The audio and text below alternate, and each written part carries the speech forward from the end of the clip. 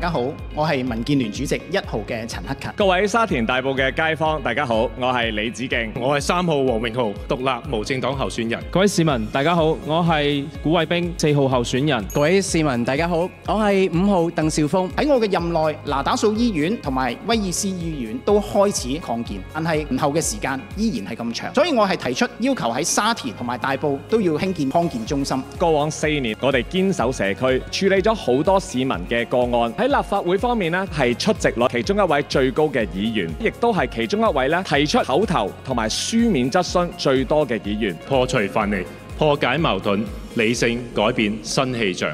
Alan 其中嘅政綱呢，就係關於海綿城市同埋鄉郊，關注雙職嘅家庭，尤其是係非基層嘅家庭。推動政府建立地區就業平台，幫扶青年，設立青年未來置業儲蓄計劃，爭取設立分級制嘅育兒津貼，全力推動沙田繞道落成，爭取增加地區門診同埋夜診服務，推動社區藥房落實。我作為現任嘅區議員，一直都跟進唔同嘅社區議題。作為測量師，特別關注我哋社區嘅建設、基建同埋發展。作為法律博士，跟進各項求助個案。民有所呼，民有所應，堅守社區，發聲發聲，破除藩籬，破解矛盾，實幹敢擔當，興國為民生，與你攜手，經濟民生向前走。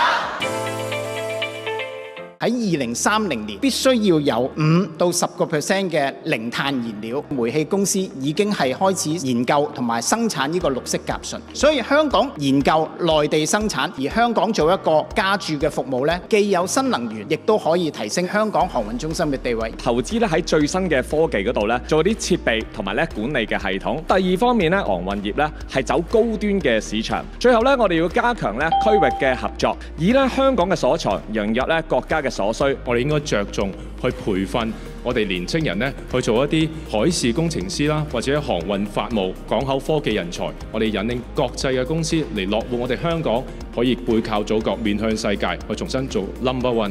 第一係人才嘅培養，優化海運同埋空運人才培訓基金。第二係為現有嘅從業員提供再培訓。第三建議係發展智慧港口。第四應該同我哋內地咧機場聯動。首先，我哋咧要進行債券嘅一個發行。第二方面咧，進行硬件同埋軟件嘅升級，完善整體訓練航運業專業人才嘅訓練平台。我哋係做咗10大嘅經濟項目嘅倡議，民建聯亦都帶動我哋嘅行業去到東南亞、東盟嘅國家係去發展。喺議會嘅時候提出青年人嘅4業問題：就業、學業、創業同埋住屋置業。政府咧應該加大力度咧去設立一啲同高校同埋企業合作嘅一啲培訓班。第二方面咧，我哋需要咧支援青年創業、實習同埋咧中小企政策嘅輔助嘅。最後咧，我哋希望能夠擴大咧大灣區青年就業計劃嘅範圍同埋配套。第一樣嘢咧，就係要一個招標嘅指引或者內部採購，要支持本地中小企或者科研產學出嚟嘅創科嘅公司。第二樣嘢就關於一個產學合作，我哋要同內地合作，揾出我哋嘅長處，喺我哋嘅學科裏面培養我哋學習嘅人才。政府應該咧係推動家校合作，提升學生對於相關行業嘅認知。第二係職學雙軌並行。第三係青年嘅產業孵化，政商合作為有意從事相關行業嘅青年提供孵化基地。第四係宏觀政策嘅調整，為相關行業提供一定程度上嘅稅務優惠。一定要